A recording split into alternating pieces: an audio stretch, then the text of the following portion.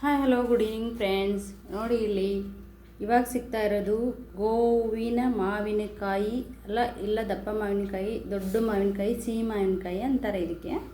ಈ ಮಾವಿನಕಾಯಿ ವಿಶೇಷತೆ ಏನು ಅಂದರೆ ಇದರಲ್ಲಿ ಚಿತ್ರಾನ್ನ ಮಾಡ್ಬೋದು, ಆಮೇಲೆ ಚಟ್ನಿ ಮಾಡ್ಬೋದು, ಹಾಗೆಯೇ ಇದನ್ನು ಏನು ಮಾಡ್ಬೋದು, ಗೊಜ್ಜು ಮಾಡ್ಬೋದು, ಮಾವಿನಕಾಯಿ ಗೊಜ್ಜು. ಹಾಗೆಯೇ ಇದನ್ನು ಹಾಗೇನಾದರೂ ತಿನ್ಬೋದು. ಇದರ ವಿಶೇಷತೆ ಇದು ತಿನ್ನೋಕ್ಕೂ ಒಗರು ಮತ್ತು ಹುಳಿ ಕಡಿಮೆ ಇರುತ್ತೆ. ಹಾಗೆಯೇ ಹಣ್ಣಾದಾಗ ಸಿಹಿ ಇರುತ್ತೆ. ಹಾಗೆಯೇ ಇದರಿಂದ ಏನು ಉಪಯೋಗ ಅಂತ ಹೇಳೋದಾದರೆ ಇಮ್ಯುನಿಟಿ ಪವರು, ಹಾಗೆಯೇ ರೋಗ ನಿರೋಧಕ ಶಕ್ತಿನೂ ಚೆನ್ನಾಗಿರುತ್ತೆ. ಆಮೇಲೆ ಹುಳಿ ಪದಾರ್ಥ ಇರೋದ್ರಿಂದ ಶುಗರು ಕಂಟ್ರೋಲ್ ಇರೋರು ತಿನ್ಬೋದು, ತೊಂದರೆ ಇಲ್ಲ. ಬಿ ಪಿ ಜಾಸ್ತಿ ಇರೋರು ಸ್ವಲ್ಪ ಒಂದು ಪೀಸನ್ನು ಮಾತ್ರ ತಿನ್ಬೋದು, ಜಾಸ್ತಿ ತಿನ್ನೋ ಹಾಗಿಲ್ಲ. ಶುಗರ್ ಪೇಷಂಟು ಅಷ್ಟೇ ಸ್ವಲ್ಪ ತಿನ್ನಬೇಕು, ಜಾಸ್ತಿ ತಿನ್ನೋ ಹಾಗಿಲ್ಲ ಒಂದು ಪೀಸು. ಹಾಗೆಯೇ ಇದು ಎಲ್ಲ ಕಡೆ ಈಗ ಸಿಗುತ್ತೆ, ಏನಂದರೆ ಸೀಸನ್ ಇರೋದ್ರಿಂದ. ಅದಕ್ಕೆ ಇದನ್ನು ಉಪಯೋಗ ಮಾಡಿಕೊಂಡು ಚಿತ್ರಾನ್ನ, ಹಾಗೆಯೇ ಗೊಜ್ಜು, ಚಟ್ನಿ, ಉಪ್ಪಿನಕಾಯಿ, ಅಂದರೆ ಉಪ್ಪಿನಕಾಯಿ ಒಂದು ವರ್ಷಗಟ್ಟಲೆ ಇಡುವಂಥ ಉಪ್ಪಿನಕಾಯಿ ಆಗಿರೋದಿಲ್ಲ. ಆಗ ಮಾತ್ರ ರೆಡಿ ಮಾಡಿಕೊಂಡು ಆಗಿಂದನೇ ತಿನ್ನೋಕ್ಕೆ ಶುರು ಮಾಡಿಕೊಂಡ್ರೆ ಒಂದು ಹೆಚ್ಚು ಕಡಿಮೆ 2 ರಿಂದ 3 ತಿಂಗಳು ನೀವು ತಿನ್ಬೋದು. ಆ ಥರ ಬರುತ್ತೆ. ಇದು ಬಿಟ್ಟರೆ ವರ್ಷಗಟ್ಟಲೆ ಬರೋದಿಲ್ಲ, ಯಾಕಂದರೆ ಹುಳಿ ಪದಾರ್ಥ ಇದರಲ್ಲಿ ಕಡಿಮೆ ಇರುತ್ತೆ. ಇದನ್ನು ತಿನ್ನೋದ್ರೆ ಈಗ ಇದರಲ್ಲಿ ಏನೇನು ಸಿಗುತ್ತೆ, ವಿಟಮಿನ್ B12, ಇದರಲ್ಲಿ ಎಲ್ಲ ಪೋಷಕಾಂಶಗಳು ಇರುತ್ತೆ. ಹಾಗೆಯೇ ಇದು ಎಲ್ಲ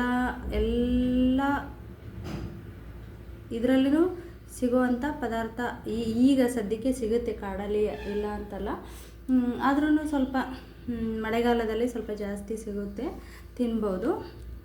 ಹಾಗೆಯೇ ಈಗ ನೋಡಿ ಇದನ್ನ ತಿನ್ನೋದ್ರಿಂದ ಏನು ಅಂತಂದರೆ ರುಚಿ ಟೇಸ್ಟು ಕೊಡುತ್ತೆ. ಹಾಗೆಯೇ ರೋಗ ನಿರೋಧಕ ಶಕ್ತಿ ಚೆನ್ನಾಗಾಗುತ್ತೆ. ಹಾಗೆಯೇ ಇದರಿಂದ ಎಲ್ಲ ಪೋಷಕಾಂಶಗಳು ಸಿಗುತ್ತೆ, ತಿನ್ಬೋದು. ಎಲ್ಲರೂ ಮಕ್ಕಳು ತಿಂತಾರೆ, ದೊಡ್ಡವರು ತಿಂತಾರೆ, ಚಿಕ್ಕವರು ತಿಂತಾರೆ, ವಯಸ್ಸಾದವರು ತಿಂತಾರೆ, ಎಲ್ಲರೂ ತಿಂತಾರೆ, ಅದಕ್ಕೇನಿಲ್ಲ. ಈ ಗೋವಿನಕಾಯಿ ವಿಶೇಷತೆ ಏನು ಅಂತಂದರೆ ಇದು ಉತ್ತರ ಕರ್ನಾಟಕದಲ್ಲಿ ಜಾಸ್ತಿ ದೊರೆಯುತ್ತೆ, ಮಲೆನಾಡಲ್ಲಿ ಕಡಿಮೆ. ಮಲೆನಾಡಲ್ಲಿ ಹುಳಿ ಮಾವು ಜಾಸ್ತಿ ಸಿಗುತ್ತೆ.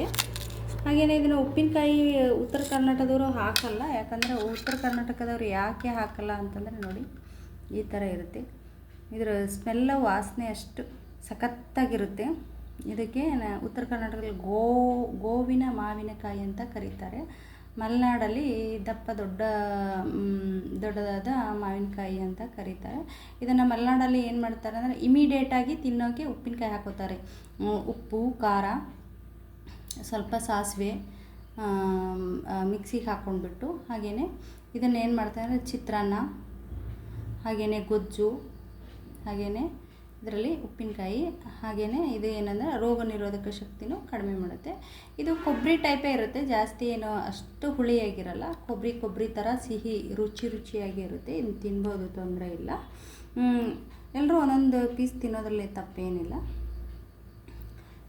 ಹಾಗೆಯೇ ಮನುಷ್ಯನಲ್ಲಿ ಇರುವಂತಹ ಒಂದು ಏನಂದರೆ ಸುಸ್ತನ್ನು ಕಡಿಮೆ ಮಾಡೋ ಶಕ್ತಿನೂ ಇರುತ್ತೆ. ಯಾವ ಥರ ಅಂತಂದರೆ ಈಗ ಇದರಲ್ಲಿ ವಿಟಮಿನ್ಸ್ ಆಗಲಿ ಪೋಷಕಾಂಶಗಳಾಗಲಿ ಎಲ್ಲನೂ ಸಿಗ್ತಾ ಇರುತ್ತೆ, ತಿನ್ಬೋದು. ಇದನ್ನು ತಿಂದು ಹಾಗೆಯೇ ನನಗೆ ಇದರ ಮಾಹಿತಿ ಹೇಳಿ. ಹಾಗೆಯೇ ನಾನು ಈಗ ಬರೀ ಮಾವಿನಕಾಯಿ ಬಗ್ಗೆ ಮಾತ್ರ ಹೇಳಿದ್ದೀನಿ. ಇದರಿಂದ ಯಾವ ಥರ ಚಟ್ನಿ ಮಾಡ್ಬೋದು. ಒಂದೇ ಒಂದು ಮಾವಿನಕಾಯಲ್ಲಿ ನಾನು ಏನು ಮಾಡ್ತೀನಿ ಅಂದರೆ ಇದರಲ್ಲಿ ಇಷ್ಟು ಅರ್ಧ ಏನು ಮಾಡ್ತೀನಿ ಅಂದರೆ ಮಾವಿನಕಾಯಿ ಗೊಜ್ಜು, ಮಾವಿನಕಾಯಿ ಚಿತ್ರಾನ್ನ, ಇದನ್ನು ಉಪ್ಪಿನಕಾಯಿ. ಆದರೆ ಉಪ್ಪಿನಕಾಯಿಗೆ ಒಂದು 4 ರಿಂದ 5 ಕಾಯಿ ಆದರೂ ಬೇಕು. ಯಾಕಂದರೆ 4 ರಿಂದ 5 ಕಾಯಿ ಉಪ್ಪಿನಕಾಯಿ ಹಾಕಿದಾಗ ಏನಾಗುತ್ತೆ, ಒಂದು ತಿಂಗಳಾದರೂ, ಒಬ್ಬರಿಗೆ 1 ತಿಂಗಳಾದರೂ ಬರುತ್ತೆ.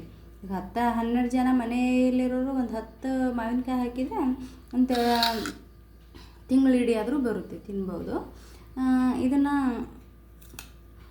ಉಪ್ಪು ಮತ್ತು ಖಾರ, ಇದನ್ನ ಏನೇನು ಹಾಕ್ಕೊಂಡು ತಿನ್ಬೋದು, ಉಪ್ಪು ಮತ್ತು ಖಾರ ಮಿಕ್ಸ್ ಮಾಡಿಕೊಂಡು ತಿನ್ಬೋದು. ಆಮೇಲೆ ಚಾಟು, ಮಂಡಕ್ಕಿ, ಮತ್ತು ಹಸಿ ಹಸಿಯಾಗಿ ತುರಿದ್ಬಿಟ್ಟು, ಇದು ಬೆಂಗಳೂರಲ್ಲಿ ಏನು ಮಾಡ್ತಾರೆ ಅಂದರೆ ಹಸಿ ಹಸಿಯಾಗಿ ತುರಿದ್ಬಿಟ್ಟು ಚಾಟ್ ಮಸಾಲೆಗೆ ಹಾಕ್ತಾರೆ. ಯಾವ ಥರ ಅಂದರೆ ಸಪೋಸ್ ಈಗ ಮಂಡಕ್ಕಿ ಕೊಡ್ತಾರೆ, ಹಸಿ ಮಂಡಕ್ಕಿ, ಅದಕ್ಕೆ ಇದನ್ನು ತುರಿದ್ಬಿಟ್ಟು ಹಾಕಿಬಿಡ್ತಾರೆ. ಅದನ್ನ ಯಾವ ಥರ ಅಂತ ಇನ್ನೊಂದು ಸತಿ ವಿಡಿಯೋದಲ್ಲಿ ಹೇಳ್ಕೊಡ್ತೇನೆ. ಧನ್ಯವಾದಗಳು. ನನ್ನ ಯೂಟ್ಯೂಬ್ ಲೈಕ್ ಆಗಿದ್ರೆ ಲೈಕ್ ಮಾಡಿ, ಶೇರ್ ಮಾಡಿ, ಸಬ್ಸ್ಕ್ರೈಬ್ ಮಾಡಿ.